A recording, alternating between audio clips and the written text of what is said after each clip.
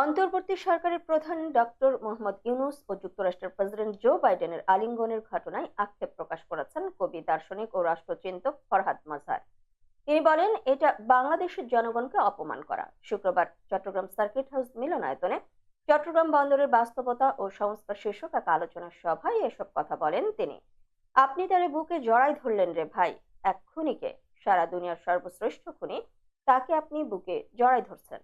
তাহলে এই যে একটা লোককে মনে প্রাণে চেয়েছি, সেই লোকটা গিয়ে জড়াই ধরলো একটা লোককে, যে লোকটা কিন্তু খুনি, যার আপাদমস্তক প্যালেস্টাইনের বাচ্চাদের খুনে রঞ্জিত। ফরহাদ মজহার বলেন, বাইডেনকে আমেরিকাতে বলা হয় জেনোসাইড জো। আপনারা জানেন এগুলো কেউ। উনি গণহত্যাকারী, একটা লোক যার কাছে প্যালেস্টাইনের জনগণের রক্ত লেগে আছে। আপনি যদি ডিপ্লোমেসি করতে বাইডেন, আপনি হাত মিলাইতে পারতেন, অসুবিধা নাই। আমরা দুর্বল দেশ। তিনি বলেন, বাইডেন সাহেব কিন্তু শূন্য, জিরো। ওনার কোনো মূল্য নাই।